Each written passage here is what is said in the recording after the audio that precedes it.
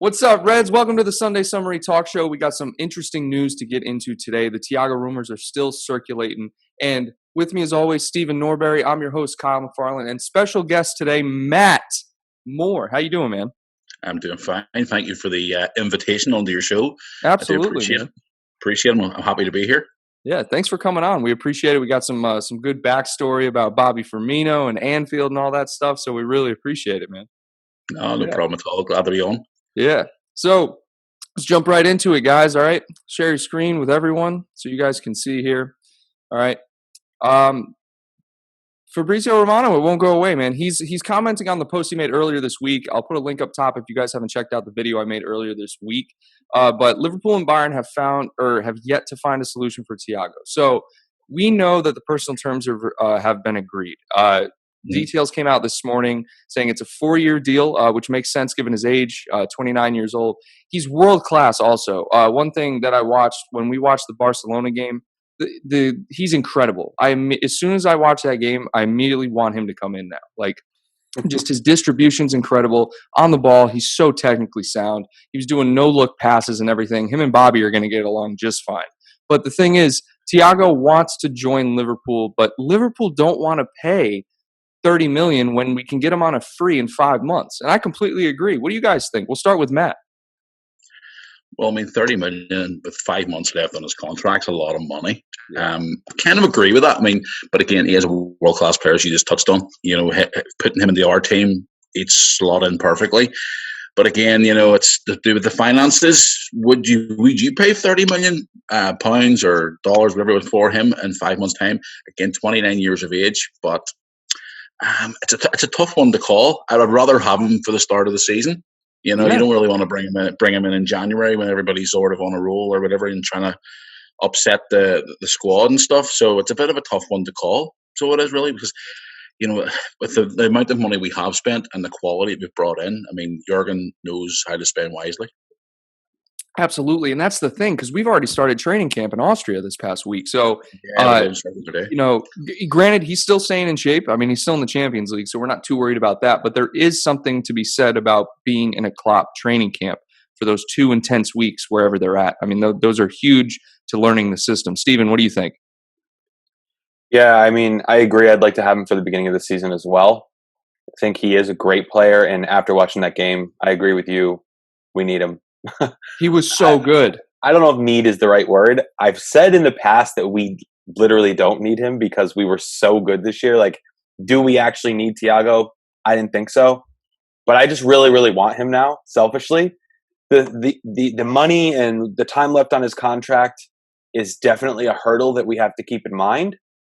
But if we let his contract run out and we don't get him now, then at that point, he's kind of just like a free man to do whatever he wants. And someone's going to come in and offer him like $300K a week in wages. Absolutely. Another massive club. So I think if we don't get him now, we're not getting him at all. So if Klopp really wants him bad right now, they have to find a way to make it happen right now. Yeah, absolutely. Here's the thing for me. So if he's out of contract in 5 months, right? I'm with Matt on this one. Like, 30 million is a lot for that, right? Because you know, given the deflation of the market with the pandemic and everything, we were looking at 30 or 40 or 45 was like the highest value I saw. 5 months, get him on a free. Why not? You know, and we still have Genie for another year.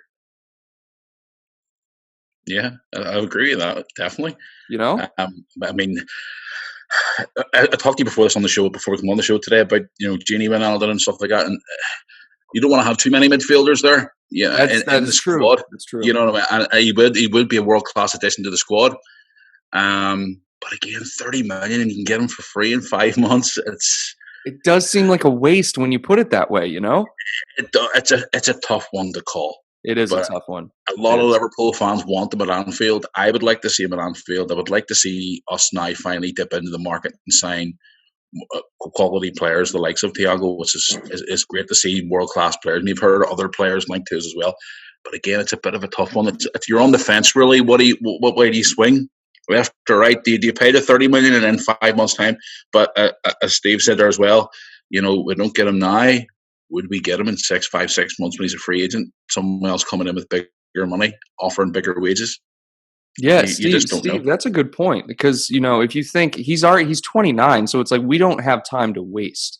And not only we won't be able to offer him, no one's getting more than Van Dijk or Salah. You know what I mean? Like we're bringing in Thiago, we're not giving him more than 200,000. And I'm not sure if either of you know how much he's getting paid currently, but check right now for you. Yeah, I mean, I just say when he comes in, I mean, one thing I do want to bring up here is Matt, you were mentioning the midfield depth.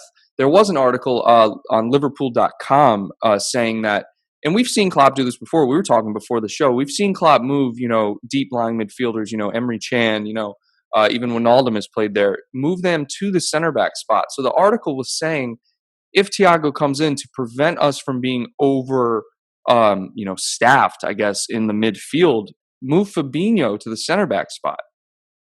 Steve, what do you think about that? You think that's at all? You don't like that at all? I mean, obviously he could play there because he's played right back and everything. But Fabinho, I agree. Fabinho for me is a deep lying midfielder. He's great at putting the balls over the top. But the thing that got me thinking about this was recently, and within the last 2 seasons I'm referring to, Klopp has had his center backs giving long balls over the top, and we've gotten better at it every single year. Mm. So I would agree. I don't think he's got the pace. Fabinho? Oh, that's a good point. No. Gomez and Virgil can get back quick. They can get forward quick. They can get back quick. We have pace with our fullbacks. I don't think Fabinho fits that. I mean, he can always fill in if we need him, but he's also one of the best holding midfielders in the world. I would not want to see him make a drastic change. He's in his prime right now, I think. Agreed. Yeah. Did you end up finding how much Thiago's getting paid? Yeah, I'm working on here. No, you're fine. You're fine. No worries. We're actually going to move on to Ismaila Sarr. Now, this is the other guy we're being linked to, right? So Sarr, when you think about it, 40 million. When he was coming into Watford, he was valued at about 27. So given the season he's had, I believe he's had 5 goals or 6 goals, 5 assists, something like that. You guys can, in the comments, let me know, double check me on that. But 22 years old, 40 million, it may seem like a lot, but that's actually valued. That's pretty good value for him. What do you guys think? What do you think, Matt? Yeah, in today's market, I mean, yeah. But again, it's another tough one. I mean, look at Manchester City signing your boy Ake from Bournemouth. Everybody's saying he wasn't worth £40 million. I didn't think so. Yeah. No, definitely not. It's again 5 goals a season, 40 million, 22-year-old. It's a tough one to call again. But again, you know yourself, guys, with Jurgen Klopp, he spots a player, and look what he's done with Andy Robertson. Look what he's done with Trent Alexander-Arnold. Look what he's done with Chamberlain. He's created these guys in the world beaters. He's created these guys. I mean, Andy Robertson, for example, was playing at Celtic. He was let go. He was let go by Celtic. He was also told at Hull that he wasn't going to be good enough. He was relegated from the Premier League, and look at him now. He's one of the best defensive players in the world. So if Klopp has his eye on this guy, Sarr, and he sees potential in him, Liverpool fans should get on board with this and see that Klopp has got the eye. I mean, look what he done at Dortmund. He created world beaters at Dortmund. He's now created world beaters at Liverpool. If he sees this type of player to fit in as a utility player, or even to start off with, like that right back we signed the other day as well, I would sort of go. I mean, for a 22-year-old, that's quite a long-term investment. Agreed. Steve, what do you think? I don't know how reliable this website is, but LiverpoolFC.com? No. The website I'm looking at. Okay. 243 per week. There is many of them. I've been digging for these wages here. Looks like he's making 243,000 euros per week. Those are his wages. I would actually say that's probably run about right, because Bayern Munich do pay good money. Yeah. So they pay a lot of good money for players. He's going to have to take a 50K wage cut. Easily 50K wage cut. And I don't see us paying him more than 175. Because I'm pretty sure Mane only makes 150 currently. So I don't understand. I don't think he'd be paid more than that. But he's definitely going to make more than 150. Yeah. You think so? Oh, yeah. I think, as far as I know, guys, he's on 120 a week. 120 as far as the last time I checked. The last source that I saw. Virgil's the highest paid player. Virgil's the highest paid at the moment. I think he's 200. I think Salah's 180. as far as the last time I checked that list. So, Should Virgil, the rumors were he signed a new contract. He didn't sign a new contract, right? Virgil? Virgil. Yeah, not yet. He hasn't Okay, signed a new so contract. if that's right, Virgil's on 180, Salah's on 200. Last time I checked. Yeah. So even then, 200 is our highest wage. So Well, I know Klopp's a big fan of Thiago's. He has been since he coached in the Bundesliga.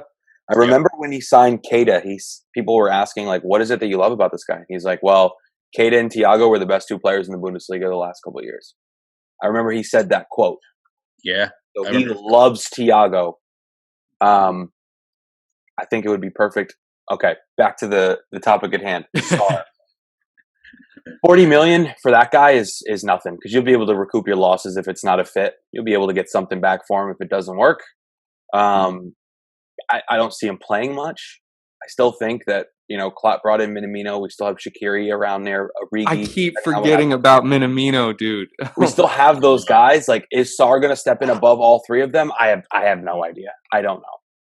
You don't pay 40 million for someone that's not going to play, in my opinion. So I don't see this happening. No, I completely agree with you. Look at our Firmino, 29.5, Salah 30, or not Salah, Mane 35, Salah right around 40. I mean, you make valid points there. So to bring in a guy for 40 million, obviously Michael Edwards is going to try to get him down to, he could probably negotiate it down to like 30 or something like that. Yeah. But he's just, we need cover for at least that left side. Because I love Divock Origi, don't get me wrong, but the production when he plays is just below par. I hate that saying. I should say a different saying. But it's just not quite what we need for cover. You guys know what I'm saying? Yeah, definitely. Yeah. The thing is, before the season starts, is the likes of Divock Origi not even still going to be at Anfield? There's rumours going around that he's apparently looking to go elsewhere. Right, because he wants first team football. Exactly, he's been linked with a move this week to Lazio. Yeah, I've heard that as well. And we had his moment on the pitch in Anfield whenever the night we got the trophy. He was the last guy to come off the pitch. Apparently, he was talking to close friends and stuff and saying, maybe it's time to move on and get first team football. I mean, he is a good utility player, but he's not an out and out every week coming on playing every week. Right.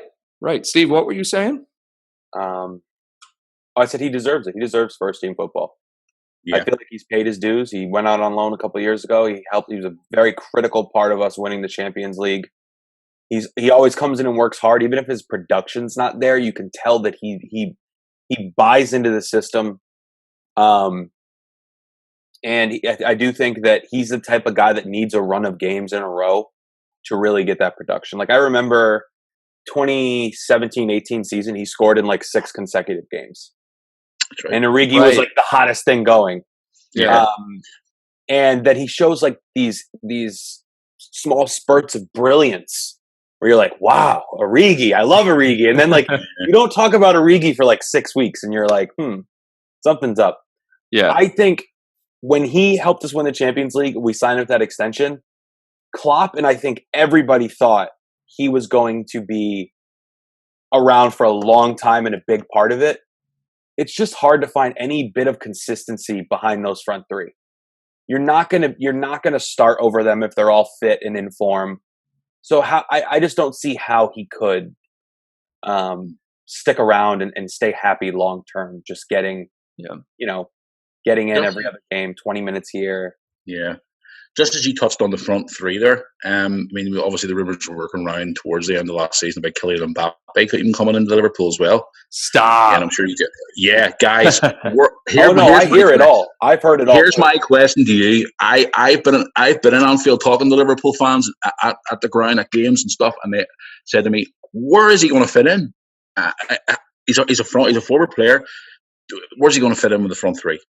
Who's going to have to be sacrificed to be on the bench every week, or we're not sacrificing any of them. When our front three are on fire, nobody can touch us up front. Exactly. And to bring that, now don't get me wrong, Kylian Mbappe is a world class player. And he could probably put into any team in the world because he's so good. But you wouldn't want to mess up the system that we have at the moment with those three boys we have up front.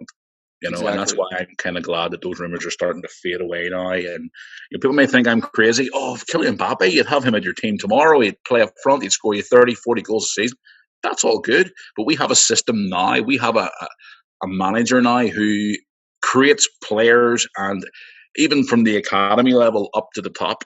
You know, when he sees a player and he knows there's going to be something out of that player, he'll create that player. He'll mold that player into a world beater, and he's proved in his first 5 years, has he not?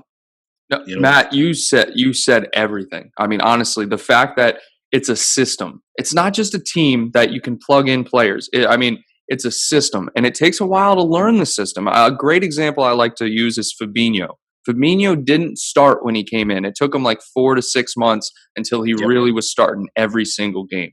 So you're right. And the thing is, FSG do this. I mean, Steve, you can kind of back me up with the Red Sox. They kind of like use the players they have for as long as they possibly can before replacing them. Do they not, Steve? Yeah, I feel like I definitely agree with that. It's sort of like the way it is with all teams around here in Boston. Yeah. Patriots, very thrifty. Red Sox, pretty thrifty as well. Just trying to get the most value out of their players. And like, you could bring in Kylian Mbappe, but you're right. Where would he fit in? He would throw up the street. Wherever he goes next is going to pay him $400K a week. You're not getting that here. Let's be realistic. You're not getting that here. No. That's 2 Virgil van Dijks. It's like I'm not paying anyone more than Virgil van Dijk. No one. Yeah. No, definitely not. I don't even think he would get that money at Man City. Would he even not? Even $400K a week, even though they have like. I think where he's at right now is the highest he'll get paid. To be honest, what is he getting right now? He's getting 300. Dude, Neymar is getting like 750. Kylian Mbappe will get 400,000 for his next contract. I guarantee it. Of course he will. Absolutely. I think he stays at PSG. Chelsea could pay that. Arsenal could pay that. United could pay that. Bayern, Madrid, Barcelona. I feel like those are the only teams that could pay that. I'll tell you one thing. No one is going to Barcelona anytime soon. No, and I don't think he'd go to any of the other ones either. No. I think it's Real Madrid for him. Yeah. So that's what I've heard too, Real Madrid. That's what we thought with Aubameyang too. Aubameyang came out in a report and said the only other team I'd go to is Madrid, but not yet. And then look, he signs for Arsenal. So we don't know. Yeah, but they're two totally at different ends of the spectrum. Aubameyang was like 28 years old. Mbappe's 21. He's one of the best players in the world. That's true. He's world champion. He's a league champion. He's won everything where he's been. Yeah, he's a great player. But again, I don't think he would fit into our, as you say, system or our cult of the way we are as a club. And you know, it's just even people have asked me as well. But you even have players the caliber of a Neymar or a Messi at Liverpool? I always say no. No, it's Neymar. No. Don't get me started on Neymar. I do not like Neymar, to put it very nicely. Nice guy, but you don't like him as a player. Yeah, I'm sure he's a great guy. Yeah, but just as a player, I'm not a big fan, man. I don't know. He's the kind of player where if something goes wrong, he even did it in the last game. Who they play? Atalanta, I think. I'm not positive. I can't remember. But you know, bad touch by him, or you know, he gives the ball up. He looks at a teammate and throws his arms in the air. It's like, I don't know. It's just not you don't see our players doing that. But one thing I do want to ask you guys, and we'll wrap up with this thought here. So I forgot about Minamino, right? We forget about Minamino. We forget about Shaqiri because Shaqiri's never fit. All right. When you look at our front three, you got Mane, Firmino, Salah. All right. If any one of those people are out, Divock is always in there. I feel like Divock is going to be starting, and then he'll rotate around. But Divock has been on his home on the left wing or up front. He's not quite that false nine player that we need in this system, but, you know, he has played up there. So I thought Minamino was going to come in and be a winger / actually midfielder, but he can play everywhere. Do you think Minamino, given the last few games of the season, is the false nine successor to Firmino? No. Okay. I don't think he is. So why do you think Klopp's just playing him there to cover, and do you think he's looking to bring someone else in? Yeah, I watched Minamino play at Anfield, and I don't know, I just can't warm to him. A lot of people feel that way. Yeah, we've been watching playing for the opposition against Liverpool as well, and it's just I was very surprised with the signing. I Yeah. was very, very surprised with the signing. I mean, even at the time when he was signing for us, there was rumours going around. I even heard at games as well. The guy who went and signed for, is it Dortmund? Is it Holland? Did they call him that guy as well? Oh yeah, yeah. Yeah, Erling Yeah, Haaland. he was apparently, Klopp was looking at him as well. He's another superb player. We'll talk about him another time. But He's no, I super was young though, surprised. too. To Oh, his he's credit. awesome player. But with Millamino, I don't see him as that Oh no. replacement. I just can't see him. Oh, he's back. It's straight. When you've watched Klopp's system for 5 years, yeah, when you've watched Klopp's system for 5 years and you look at certain guys coming in and you go, yeah, that's a Klopp player. You know, and I think he's just there for cover. That's just my personal opinion. I agree. It's Couldn't not agree like more. a Shaqiri, a utility player. He's just a body. I don't You think he's got yeah. the pace. I don't Man. think he's got the skill. But he I might don't even think surprise he's us got the next work season. rate. I think he's just there. I don't know. I mean, now, guys, don't get me wrong. I completely understand and respect both of what you're saying because we did only bring him in for $7 million. He came in January, right? And we've only seen him. I think he has 10 appearances exactly with no assists or goals. So, but for me, the skill is definitely there. We saw him. Not Leipzig, Salzburg. I think is where he came from. The skill is there, okay? But the skill was there in a midfield role. I don't think he was playing up front. I think there was another Japanese player, Hung-Wee Sun or something, playing up front for them. But, I mean, for now he's covered. But what about when he learns the system? Because remember, it takes a while for these players to get into the system. You don't think, given what you've seen, even against Everton, the first match back, you didn't. I saw some production there, some potential. It takes time. It does take time. When a player comes into the club, what you remember, guys, when Klopp first came to the club? Give us time, give a player time, give us time, give our system time. You never know. This new season coming up here, starting in September, Millamino could be an absolute unbelievable player. We just don't know. I know. He we're probably talking will here be. now in the middle of August, and like say October, November, Millamino gets a run on the team for a couple of weeks, and he's scoring goals and he's creating chances. And we're going, here. Do you remember a few months ago we were saying that Millamino wasn't really good, and now he's all of a sudden. But that's the thing about club players. He even talked about Origi. He has his wee spurts where he's this and that, and then all of a sudden he's on fire, and then he's quiet. Again, we need consistency. And now that we're champions and we're making a mark in world football, we need players to be consistent every week in, week out. And I don't think he's one of those. I think he'll just pop into the squad, as you say, 10, maybe 15 appearances a season, which is disappointing because he has talent. He is a good player, but I don't think he's a every week type Liverpool player. Steve. I would not be surprised, and I hope he proves me wrong and comes in and is just incredible this year. Just seems a little bit timid. I think there's a language barrier. I think he's still learning the system. I agree with all of that. So these things do take time, and I do hope he proves me wrong. I just don't see it in my initial assessment of him. I don't see him turning into a workhorse that puts in the work on offense, defense, produces goals and assists, has the pace that we need in the system in those positions. But whatever. I thought the same thing about Fabinho. I was like, this is not going to work. And I remember that. Yeah. Now I'm like his biggest fan. Yeah.